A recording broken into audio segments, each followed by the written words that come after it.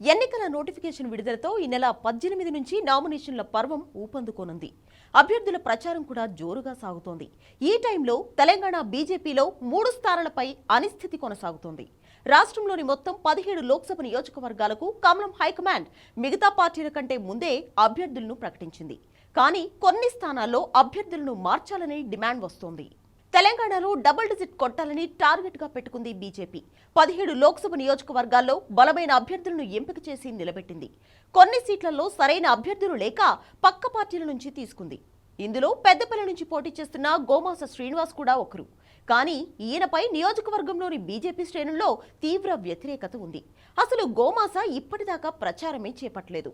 ఆయన టికెట్ తెచ్చుకున్నాక ఇంట్లో కూర్చుని మిగతా పార్టీల అభ్యర్థుల నుంచి డబ్బులు వసూలు చేసుకుంటాడని కమలం పార్టీ కార్యకర్తలు ఆరోపిస్తున్నారు.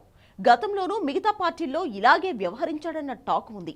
గోమాస శ్రీనివాస్ పై పార్టీ హైకమాండ్ కు భారీగా ఫిర్యాదులు వెళ్లాయి. దాంతో పెద్దపల్లి బీజేపీ అభ్యర్థిని మారుస్తారని అంటున్నారు. ఇక ఖమ్మం, ఆదిలాబాద్ బీజేపీ అభ్యర్థులను కూడా మార్చే ఛాన్స్ ఉందని టాక్ నడుస్తోంది. ఖమ్మం లోక్సభ సీటు ఇస్తారని ఆశించి జలగం వెంకట్రావు బీఆర్ఎస్ నుంచి బీజేపీలోకి వచ్చారు. కానీ ఆయన్ని కాదని తాండ్ర వినోద్రావు పేరు ప్రకటించింది బీజేపీ హైకమాండ్. దాంతో వెంకట్రావు పార్టీలో అంటిముట్టనట్లుగా వ్యవహరిస్తున్నారు. వినోద్రావుకి స్థానికంగా అండలేదని అంటున్నారు. ఆయన్ని మార్చాలని పార్టీ శ్రేణులు అధిష్టానంపై ఒత్తిడి తెస్తున్నాయి.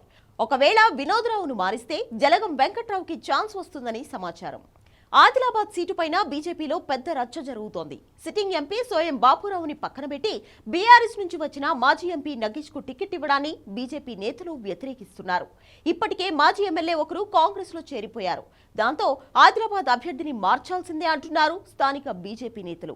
మిగతా స్థాన పరిస్థితి ఎలా ఉన్నా పెద్దపల్లి అభ్యర్థి గోమాసు శ్రీనివాస్ పై మాత్రం వేటు తప్పదని అంటున్నారు. ఈ మధ్య కాంగ్రెస్ లో చేరిన సిట్టింగ్ ఎంపీ వెంకటేష్ నేత కానీ కమలంలో చేరితే ఆయనకే పెద్దపల్లి సీటు ఇచ్చే ఛాన్స్ ఉంది.